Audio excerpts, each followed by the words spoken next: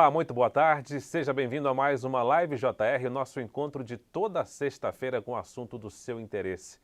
Nesta edição, vamos falar sobre a volta às aulas ainda nesse período de pandemia, essa volta às aulas prevista para o início do segundo semestre. Ao meu lado está Celso Freitas, apresentador do Jornal da Record. Celso, muito boa tarde. Boa tarde, Luiz Fara. É um prazer voltar a participar aqui da Live JR. Prazer sempre nosso, Celso, e vamos fazer perguntas e enviar as suas perguntas que você encaminhar para a gente para o Ronaldo Casagrande, ele que é vice-presidente do Instituto Casagrande. Ronaldo Casagrande, muito boa tarde e obrigado pela sua presença. Boa tarde, Celso. Prazer estar com vocês aqui para falar dessa temática aí tão importante, né, diante de todos os desafios que o Brasil tem agora aí nessa situação de pandemia, falar dessa situação da volta às aulas, né? Fatídica retorno aí das voltas às aulas. Nós lembramos que esta Live JR é transmitida pelas redes sociais do Jornal da Record e também do r7.com. A partir de agora, você, internauta que nos acompanha, pode encaminhar as suas dúvidas e as suas perguntas sobre a volta às aulas neste período de pandemia. A live também é retransmitida a partir das 6h10 na Record News, o nosso canal de notícias. Ronaldo, como é que você vê esse panorama atual? Favorece ou não o retorno presencial para as aulas no país como um todo? Como é que você acompanha esta perspectiva? Então, deixa eu até fazer uma introdução. Na verdade, como foi apresentado o Instituto Casagrande, nós realizamos nos últimos 4 dias um grande congresso de retorno, para discutir o retorno às aulas presenciais, né, com a participação de mais de 100 mil pessoas. Você vê aqui a presidente do Conselho Nacional de Educação, vários secretários de educação, governadores também, para analisar toda essa situação. Infelizmente, esse retorno, ele é muito complexo, né? Então, o que a gente tira de saldo de tudo isso? Primeiro que não existe um momento para dizer agora o segundo semestre, olá, estamos abrindo todas as escolas, estamos voltando. Felizmente, o Brasil é muito grande e muito desigual, né? Então, tem escolas que basicamente pararam o ano passado e esse ano já retomaram de forma híbrida, com momentos presenciais. Já tem outras escolas que mesmo no segundo semestre não vão retomar as aulas. Então, a gente coloca agora o segundo semestre como um certo marco de retorno às aulas presenciais, mas, de fato, esse retorno ele não acontece na sua integridade, né? Então, uma parte volta, uma parte já voltou e uma parte não volta, né? Então, a situação do que foi discutido e que todos colocam, a situação ela é muito dramática, né? E essa falta, e esse problema do não retorno, tem uma questão que a gente sabe que é política também, né? Infelizmente, o Brasil politizou tudo, a pandemia foi muito politizada no Brasil, e o retorno às aulas não foge a isso também. Mas, obviamente, não é só isso. Nós sabemos que tem escolas que não têm, infelizmente, né, vocês sabem disso, não tem a mínima condição de retorno, né? Tem escolas que mal e mal têm água encanada, às vezes. Então, a situação, infelizmente, ela é muito triste. E o problema é o seguinte, precisamos retornar às aulas. O estrago que a pandemia fez, e agora começa a apresentar-se os primeiros dados, né? Algumas pesquisas começam a mostrar de que esse momento da pandemia que nós tivemos, com todo o esforço que os professores brasileiros fizeram, mas, na verdade, o saldo que fica é muito pequeno, infelizmente. Ronaldo, nesse congresso que participaram aí várias autoridades de educação do Brasil inteiro, as pesquisas apontam, então, que a volta às aulas presenciais, sem um cumprimento rígido de protocolos, como você estava salientando, pode aumentar as infecções por Covid-19. A gente pode dizer que nem todas as escolas estão devidamente preparadas para obedecer esses protocolos? Não tenha dúvida disso, Celso. Nós temos muitas escolas que não estão preparadas. Não tem álcool em gel, né? Não tem máscara para todos os alunos. Então, tem muitas escolas no Brasil e a gente não tem como generalizar A ou B ou C. Isso depende de município para município, né? Nós sabíamos que onde você tem estados ou cidades mais ricas, tem mais condições. Você tem locais mais pobres no Brasil que têm menos condições. Então, é muito difícil, mesmo até por uma política governamental, de você definir isso. Acho que cada local é um local. De qualquer maneira, eu acho que faltou uma articulação nacional para essa volta, né? Ficou muito solto para cada estado, para cada município, definir se volta, se não volta. Não que eu acho que isso não deve fazer parte de cada município definir isso, mas deveria ter uma articulação nacional para esse retorno. E isso não está havendo. E isso permite daí que, como eu comentei anteriormente, que a questão política acaba falando mais alto muitas vezes, por não ter um direcionamento, uma diretriz efetivamente para esse retorno. Nós temos um trabalho muito bem feito pelo Conselho Nacional de Educação. Quero enaltecer aqui também o trabalho da presidente do Conselho Nacional de Educação, a Maria Helena Guimarães de Castro, que tem encabeçado muito esse retorno às aulas, criado pareceres e tudo mais, orientando isso. Mas compete muitas vezes a cada sistema definir se volta ou não volta, né? E quando estou falando de sistema, basicamente eu estou falando de sistemas municipais e sistemas estaduais. E um outro problema, só para destacar, desculpa, só para colocar, é que as escolas particulares, e esse é o grande problema, né? As escolas particulares voltaram, muitas delas já voltaram no início do ano, de uma forma híbrida e tudo mais. Então, quando a gente fala desse problema de retorno, nós estamos falando principalmente das escolas públicas, que é onde está a maior parte dos nossos alunos, né? Então, esse é o grande problema aí que se apresenta. Há uma explicação ao nosso internauta que a nossa produção tinha convidado a Cecília Mota, ela que é vice-presidente do Conselho Nacional de Secretários de Educação, ela havia confirmado a participação, mas por um problema de agenda de última hora, ela ficou impedida de participar desta live JR.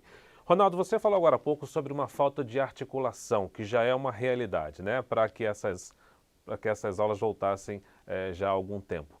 Tendo em vista este cenário de falta de articulação, qual seria a solução neste momento presente? Os conselhos estaduais, os conselhos municipais, o Ministério da Educação, por onde passa a solução mais rápida possível para que esse problema seja contornado?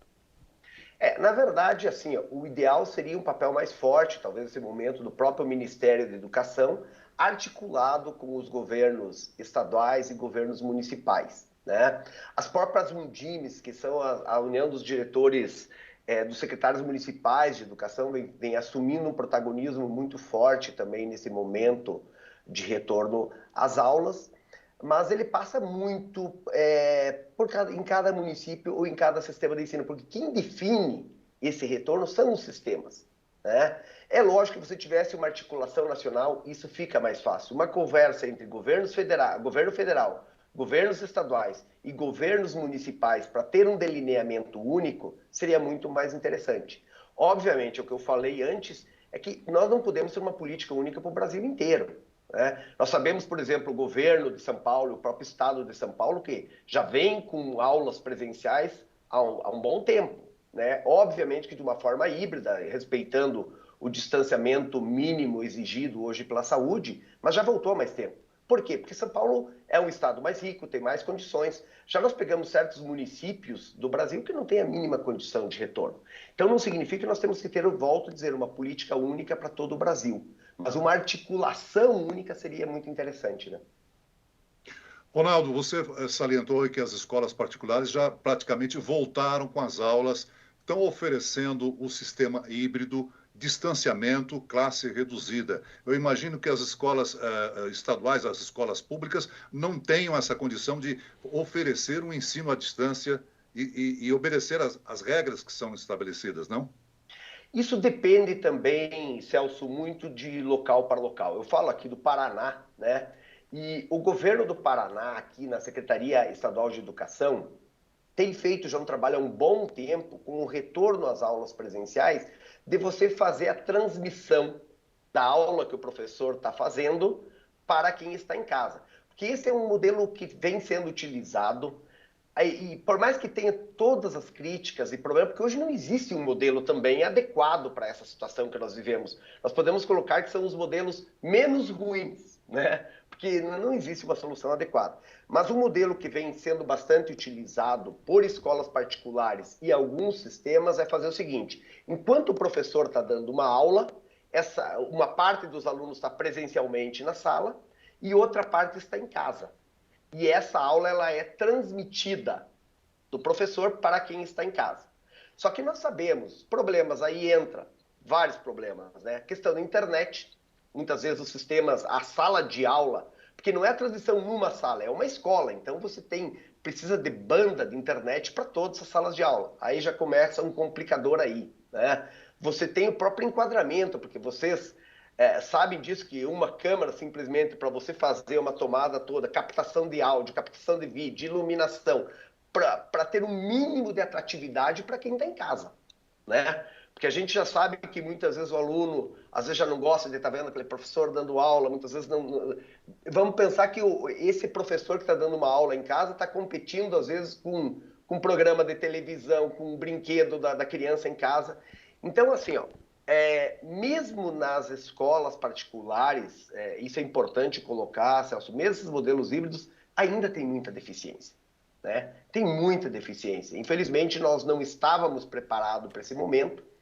As escolas, de forma geral, a educação, historicamente, ela foi muito refratária ao uso das tecnologias digitais. Então, não era uma coisa de que professores normalmente faziam uso, as escolas faziam uso, e de um dia para o outro nós fomos empurrados aí na pandemia e não conseguimos lidar com isso adequadamente, né? Ronaldo, algumas pessoas alegam que a vacinação, que mesmo que aos trancos e barrancos, está aí numa situação razoável em termos de cobertura, está caminhando. Para voltar às aulas, especificamente na área pública, você acha que depende apenas da questão da vacinação contra a Covid-19 ou esse problema de falta de estrutura, de infraestrutura em algumas escolas públicas também será um grande empecilho, independente do nível de vacinação?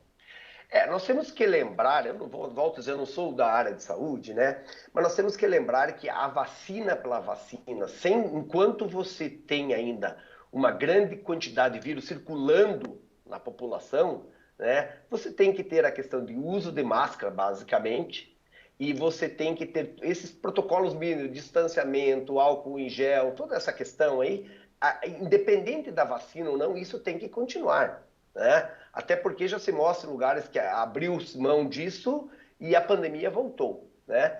E nós temos muitas localidades que, mal e mal, muitas vezes tem uma água encanada dentro da escola, né? E aí, quando fala em álcool e gel, uso de máscaras, toda essa questão que é o mínimo que você precisa ter, tem muitas escolas que não têm condição. Então, numa situação como essa, somente a vacina realmente não garante. Mas eu quero deixar muito claro aqui a minha opinião e o que eu penso a respeito disso, é que sim, nós devemos fazer ao máximo para retornar às aulas. Né? Desculpa, Celso, pode falar. Não, tudo bem, eu não quero interrompê-lo. A pergunta é possível recuperar o tempo perdido nesses 16 meses de escolas paradas, Ronaldo? Como é que vai acontecer isso? Haverá um novo planejamento pedagógico? Então, na verdade, nós temos alguns grandes desafios aí para a volta às aulas. Mas até antes, Celso, dessa questão de recuperar a aprendizagem dos alunos nesse período, nós temos um problema que antecede isso, é ter o aluno. Esse é um problema sério que, na verdade, ainda não se discute muito, mas o que começa a se perceber no retorno às aulas agora? Que muitos alunos não estão voltando. Olha que situação complicada.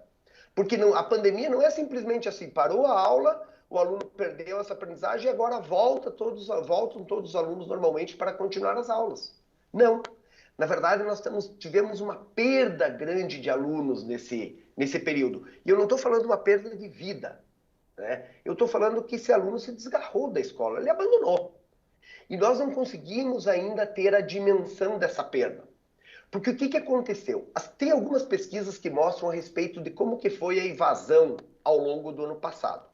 Os dados mostram que a evasão foi muito pequena. Por quê? Porque, na verdade, a escola basicamente fez o quê? Ela não avaliou profundamente os alunos ao longo do ano passado. E, basicamente, ela fez uma progressão automática, só que ela não sabe, de fato, se esse aluno, que muitas vezes ela progrediu, ele continua na escola. E a escola está começando a perceber agora que muitos desses alunos que ela achava que estavam na escola, não estão. Então, uma situação principal, um dever principal que as escolas têm agora é o que se chama dessa busca ativa. Cada escola tem um dever agora de ir atrás de cada aluno desses para tentar resgatar ele para a escola. Para daí sim nós pensarmos num replanejamento, né? Obviamente as escolas, olha, nós perdemos basicamente o ano de 2020 e muitos vão perder o ano de 2021. Metade do ano já foi perdido para as escolas que não retornaram e quem demorar um pouco mais para retornar, se for retornar setembro, outubro, não retorna mais, o aluno não volta mais. Né? E aí nós vamos perder 2 anos. E aí nós vamos ter o ano de 2022 para recuperar 2020 e 2021. Então, em 1 ano você não vai conseguir recuperar 3. Vai precisar alguns anos para fazer essa recuperação. E aí sim vai precisar que cada escola faça um planejamento de como que vai ser feito isso. Nós temos aqui comentários já dos nossos internautas que acompanham esta live JR. A Lu, que acompanha pelo Instagram da Record, diz o seguinte: acho muito bom voltar às aulas, mas é bom ter cuidado, pois na verdade a pandemia ainda não acabou. A Maria Osmarina, que acompanha pelo Instagram do R7, diz o seguinte: Celso, aqui no Sudeste do Pará estamos trabalhando no modelo híbrido e por apostilas. Ô, Ronaldo, em cima disso que você acabou de comentar, a consequência, qual será a consequência ou as consequências desses 2 anos praticamente de aulas estagnadas, de conteúdo parado, de alunos, especialmente os da rede pública, sem nenhum conteúdo? Qual é a consequência disso a curto, médio e longo prazos? Então, deixa eu só trazer, eu quero trazer do efeito da pandemia agora na educação, só falando da aprendizagem, porque nós sabemos que os malefícios que a pandemia trouxe para a educação vai muito além da aprendizagem que a gente chama de aprendizagem cognitiva, né? Tem a questão socioemocional, enfim, tem vários outros aspectos que afetaram fortemente essa criança, esse adolescente. Mas vamos pegar especialmente na questão cognitiva. Quero trazer 3 dados para vocês que eu acho que são muito importantes para exemplificar o estrago que a pandemia fez na educação.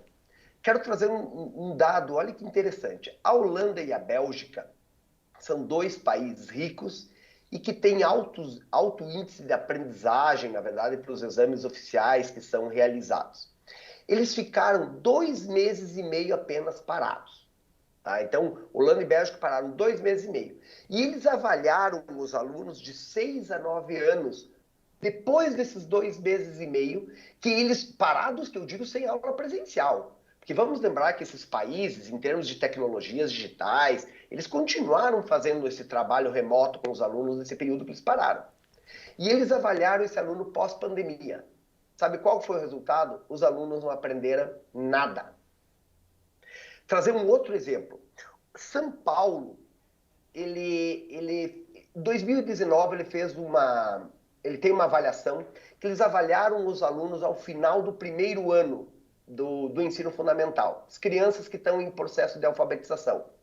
56% dos alunos já saíam alfabetizados. Isso no exame que foi feito em 2019. No ano de 2020, ou seja, no ano da pandemia, apenas 21% saiu alfabetizado, ou seja, menos da metade. Um terceiro dado. Os alunos que estavam no terceiro ano do ensino fundamental em 2019 e foram avaliados naquele ano, neste ano agora eles estão no 5º ano.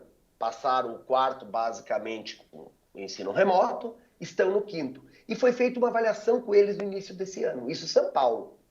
E esse mesmo aluno que fez a avaliação em 2019, hoje ele sabe menos do que 2019.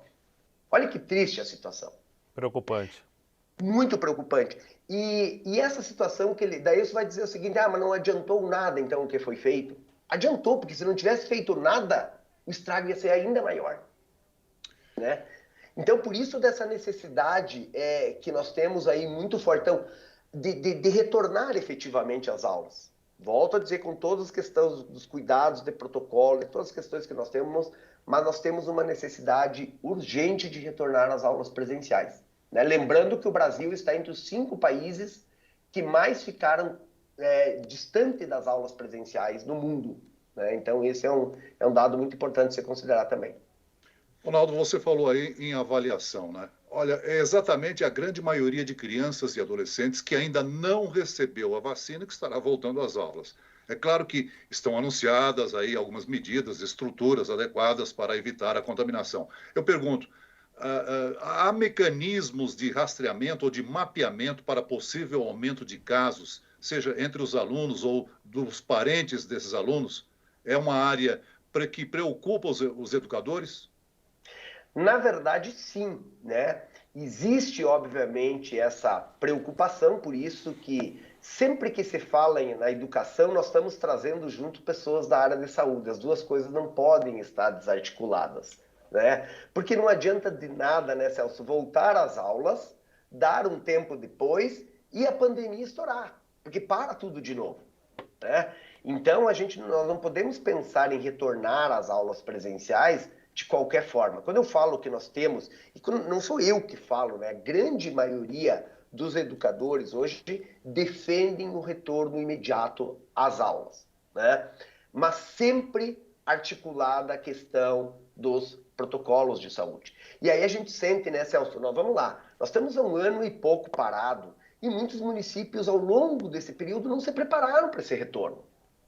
Então, quando eu falo de, às vezes, precisar ter uma articulação nacional, inclusive para isso, não é uma coisa que aconteceu ontem, aconteceu há 1 ano e pouco atrás. Nós teríamos que ter pensado que a pandemia não é tipo uma chave que você liga e desliga de um dia para o outro, acabar a pandemia. Não, ele é um processo gradativo. E muitos, infelizmente, muitos municípios, e talvez muitos estados, não se prepararam adequadamente para esse retorno. E agora que nós estamos em condições relativamente viáveis de retornar às aulas, é que a gente começa a se deparar com esses problemas aqui e ali desse retorno, né? Nós lembramos que o internauta pode enviar perguntas e dúvidas ao nosso convidado pelos canais da Record TV, do Jornal da Record e também do R7.com. O Wendel Torres, que acompanha pelo Facebook da Record TV, Ronaldo, ele diz o seguinte: esse tempo de aula na web tem utilidade? É eficaz para o aprendizado? Você já comentou agora há pouco sobre isso, né, Ronaldo? Mas como a nossa audiência é rotativa, nem todo mundo está acompanhando desde o início, você poderia falar um pouquinho mais sobre essa questão. Como você disse agora há pouco, está ruim por conta do que aconteceu, mas poderia estar pior ainda, é isso mesmo? Exatamente. Na verdade, eu acho que deixando claro para todo mundo, né, ao longo desse período, primeiro nós tivemos o seguinte: muitas escolas no Brasil, volto a repetir, não fizeram nada ao longo desse período de 1 ano e pouco, né? Então nós temos um contingente grande que parou. Então esses que pararam, infelizmente na educação, o processo é assim, não parou, mas o aluno regride, ele não para, ele regride. Então quando você tem que. É quase uma escada rolando que vem para baixo. Você tem que estar andando numa mínima velocidade para você ficar estagnado, né? Se você para, você regride, né? E então, respondendo ainda a pergunta aí do Wendel. internauta, né? Como? Wendel. Wendel, a respeito das aulas online, né? Eu vou dizer o seguinte: obviamente é melhor do que nada. Só que esse modelo que nós trabalhamos, e aí eu particularmente eu sou um defensor das tecnologias digitais na educação, então eu não quero que me entendam que eu não defendo isso, mas na verdade nós tivemos um processo muito abrupto de aprendizagem, né? Ninguém fazia isso até dormir, no outro dia começou a fazer, e o professor não estava preparado, né, para isso, e na verdade muitos professores tiraram de letra, então tem que dar parabéns a todos os professores do Brasil aí que conseguiram se virar com poucos recursos primeiro e muitas vezes com recursos próprios, porque os municípios também não estavam preparados, os estados não estavam preparados, então o professor às vezes foi lá, melhorou a internet da casa dele, comprou um computador, comprou um celular para dar conta disso, né? Só que não basta simplesmente a tecnologia, você precisa ter uma metodologia adequada para isso, né? Então você não pode pensar que você dava uma aula presencial numa sala de aula e quando você veio para trás da tela de um computador, você vai dar a mesma aula. Porque você não vai conseguir engajar esse aluno que está do lado de lá, né? Isso colocando para as pessoas que têm acesso, que vamos lembrar que grande parte da população brasileira muitas vezes não tem acesso à internet adequadamente e nem a dispositivo para assistir. Então, nós temos uma situação que muitas escolas não conseguiram fazer as aulas online, não por falta de vontade do professor, é porque nós, infelizmente, não temos conectividade no Brasil que chegue a todas as regiões. Vocês, muitas vezes, estão de São Paulo, aqui Curitiba, nós estamos numa região, muitas vezes, que tem mais acesso, mas o Brasil é muito dísparo, muito desigual, né? Então, nós temos, infelizmente, situações que a gente não consegue chegar. Agora, nós temos aspectos muito positivos que a pandemia nos trouxe também. Então, eu estou só colocando aqui, muitas vezes, só pontos negativos, que, obviamente, você está no meio do furacão, né, como nós estamos agora, é difícil você conseguir olhar sobre uma ótica positiva da pandemia. Mas eu sempre falo isso, eu acho que quando daqui a 5, 10, 15 anos, nós olharmos para o retrovisor, a pandemia ela vai deixar saldo positivo em todas as áreas, né? E na educação não vai ser diferente. Como eu falei anteriormente, a educação ela demorou muito para se inserir no mundo digital. Hoje, nós vivemos no mundo digital, tudo é muito digital. Eu até brinco que os celulares, os smartphones é quase como se fosse uma extensão do teu corpo, né? Você não fala bem assim, o meu celular está sem internet. Você fala, estou sem internet, estou sem bateria, como se aquilo ali fosse uma parte inerente do teu corpo. Então, nós vivemos hoje no mundo digital. E a escola, de certa forma, e não é a escola brasileira e não é o professor, é a educação mundial, sempre foi muito avessa às tecnologias digitais. E precisou a pandemia para nos forçar a cair nesse abismo. E isso forçou que professores, escolas, sistemas começassem a, de uma forma bem ou mal, a utilizar as tecnologias. E isso possivelmente veio para ficar. Porque se a pandemia tivesse durado 2, 3 meses, talvez não. Mas como ela ficou 1 ano e pouco, o professor que no início talvez não gostava tanto, não conseguia se adaptar, hoje se adaptou. E quando ele volta à aula agora, muitos professores não vão ser aquele professor que era antes da pandemia. Vai ser um professor diferente. Então a escola, e isso é que todos os educadores esperam, é que a escola pós-pandemia não seja a escola antes da pandemia. Que a gente aproveite, na verdade, essa grande crise que nós estamos atravessando, e para permitir que haja uma melhoria nas escolas, em todo esse processo de aprendizagem. Como vai acontecer nos outros setores, né? Tá aí o Celso, quantas viagens que a gente fazia, não é, Celso? Daqui para lá, para fazer uma reunião de 1 hora, daí pega o avião de volta, perde um dia, né? Quanta coisa que nós aprendemos também nessa pandemia. Ô, Ronaldo, frente a essa crise que você salientou, provocada pela pandemia, seria o governo investir em fornecimento de internet adequada, em tablets ou computadores, para que houvesse um estímulo para o aluno que abandonou a escola? Na verdade, até uma coisa que é importante que todos aqui saibam, existe um programa do governo federal que toda conta de telefone que você paga, um percentualzinho daquela conta vai para um fundo, né? E esse fundo existe desde o ano 2000, mais ou menos por volta disso. Qual que é o objetivo desse fundo? Justamente é levar acesso à internet, tecnologia, aonde muitas vezes as empresas de telefonia não têm interesse de entrar, porque a gente sabe que, na verdade, a telefonia é privatizada e, às vezes, ela não tem interesse de entrar em áreas onde não tem interesse econômico. E esse fundo foi criado justamente com esse objetivo. Não foi um fundo criado para a educação especificamente, mas foi um fundo criado para disseminar as tecnologias digitais e a acessibilidade no Brasil inteiro. Isso existe desde o ano 2000, esse fundo nunca foi utilizado. E está agora, parece, em votação na Câmara para tentar ver se a gente consegue utilizar esse fundo. E é um fundo, acho que a cifra hoje está em torno aí de 20 e poucos bilhões de reais para serem investidos. E espero que isso caminhe agora, né? Porque nós precisamos ter um apoio forte do poder público para levar a internet em todos os cantos do país, com qualidade e baixo preço. Então, esse é o básico.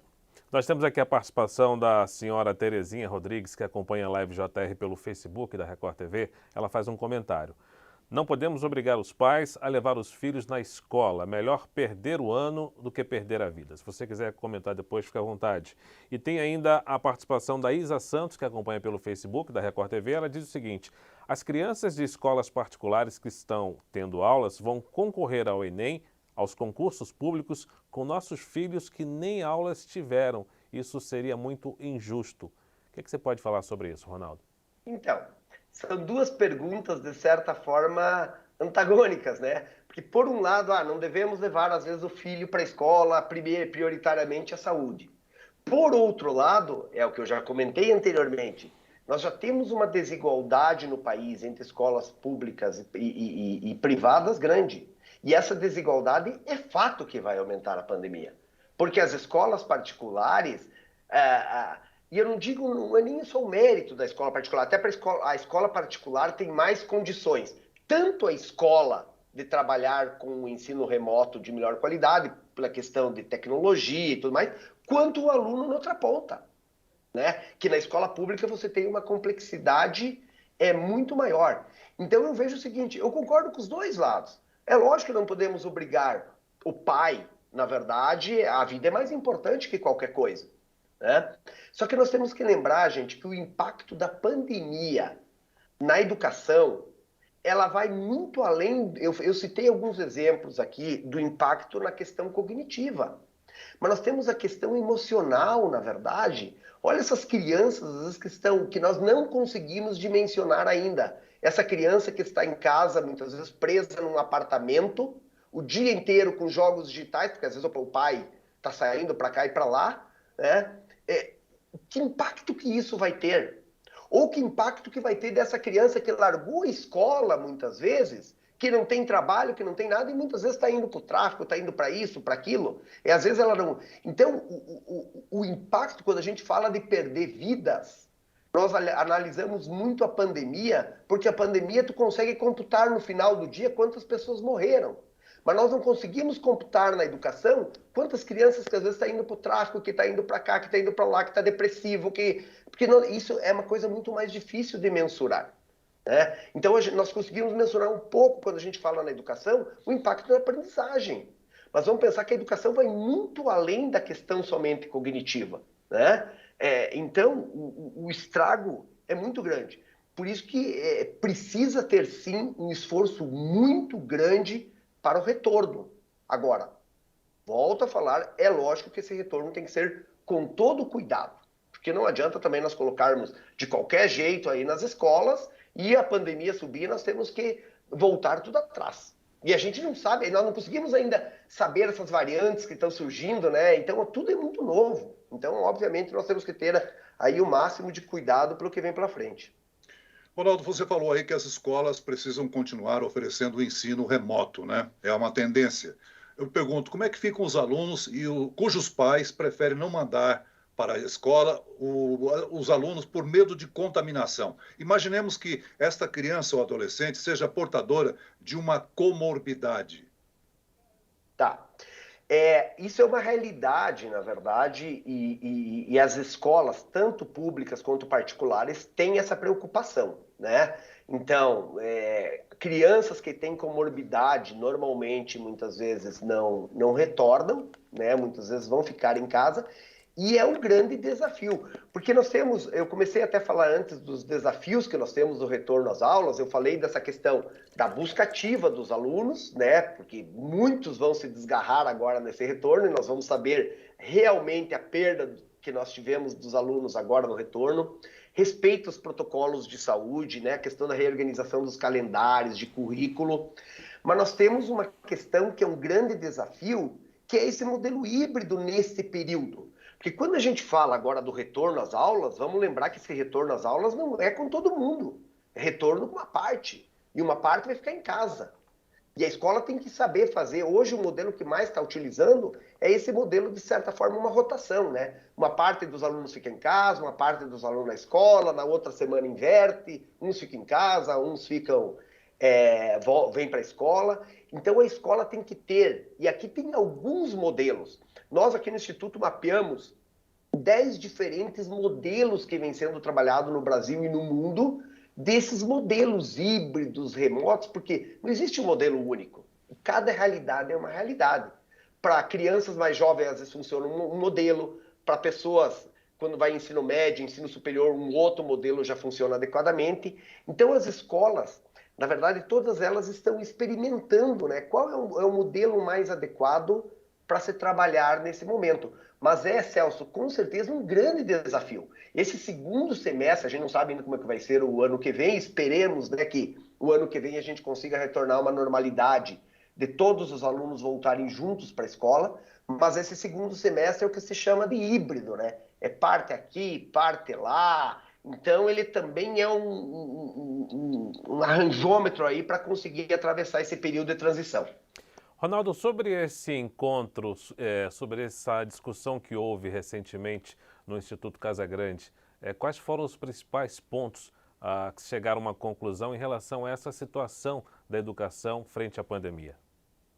Então, de tudo, na verdade, que foi discutido, foi falado essa questão séria do abandono, que agora vai se avaliar, né? Então, como eu falei, não existem números. Os números que nós temos de algumas pesquisas referentes ao ano passado é um número que não é real, né? Como eu falei, as escolas fizeram uma promoção automática, mas não sabe efetivamente se esse aluno está lá ou a hora que a escola voltar, esse aluno vai voltar. Então, um problema sério é o abandono, né? Um outro problema sério que foi discutido é a desigualdade. Se nós tínhamos um problema sério de desigualdade no país, tudo indica que a desigualdade vai aumentar. E por isso que a gente fala também de um retorno quanto mais rápido das escolas públicas em virtude disso aí. Outra questão, obviamente, que é o que eu falei muito ao longo do tempo de hoje, é a questão da defasagem da aprendizagem. Por mais com todos os movimentos que tiveram com o ensino remoto, e nós tivemos assim exemplos dos mais diversos no Brasil, muitas histórias lindas de superação, de gente que ia na padaria pegar a internet para assistir aula. Nós temos muitos relatos fantásticos de desdobramento, tanto de pais, de alunos, de professores, desse problema nesse momento da pandemia. Mas não tenha dúvida que a defasagem da aprendizagem que nós vamos ter é muito grande. Eu citei anteriormente só 3 exemplos, fatos, na verdade, que já demonstram o impacto que nós vamos ter na aprendizagem. Outro problema que foi discutido muito é esse retorno realmente, né? Aquilo que eu falei de faltar uma articulação nacional para fazer com que você tenha uma política e uma diretriz mais clara de retorno. Ele está muito solto, está muito solta essa questão de retorno. E outro aspecto também que foi muito discutido é esse problema emocional agora, né, das crianças, essas perdas que tiveram, que a hora que essa criança estiver retornando é que nós vamos dimensionar, porque essa criança volta muito fragilizada também, né? Às vezes esse aluno não sabe o quanto que ele aprendeu, ele tem vergonha, ele tem medo de se expor. A gente bate muito na questão de que logo após o retorno deve ser avaliado a aprendizagem dos alunos para ter um diagnóstico, para daí sim fazer um plano mais real. Então, assim, os desafios são os maiores possíveis aí infelizmente, nesse retorno, né? Ronaldo, você falou que houve uma grande participação nesse encontro aí do Instituto Casagrande, né? Vocês chegaram, obviamente, a uma série de conclusões. Elas estão disponíveis? Na verdade, deixa eu até aproveitando fazer esse convite, nós estamos fazendo uma síntese, porque esse congresso, nós fizemos esse congresso de segunda-feira até ontem, né? Então finalizamos esse congresso ontem, com a participação de mais de 100 mil educadores, tanto do Brasil quanto países de língua portuguesa, da África, da Europa, Portugal principalmente, que participa bastante. E em virtude de muitos pedidos que nós tivemos, Celso, nós vamos estar retransmitindo este evento no sábado e domingo. Nós estamos até brincando, fazendo uma paródia aí, que as Olimpíadas tem a maratona educacional aqui do Instituto, que nós vamos pegar todos esses momentos que nós fizemos ao vivo e vamos retransmitir sábado das 8 às 18 e domingo das 8 às 18. Deixar o convite, Celso, aproveitar a oportunidade, é um evento gratuito, tá? Você pode entrar direto lá no site do Instituto Casagrande, é institutocasagrande.com, fazer sua inscrição gratuita e também vai estar disponível amanhã no YouTube do Instituto Casagrande. Então, se você entrar lá no YouTube, colocar Instituto Casagrande a partir das 8 horas, nós estamos transmitindo esse evento. Tivemos aí a participação dos maiores educadores do Brasil, secretários de educação, tanto estadual quanto municipal, do Brasil, governadores, enfim, muita gente aí falando sobre 4 dias, basicamente, de discussão sobre esse retorno às aulas aí.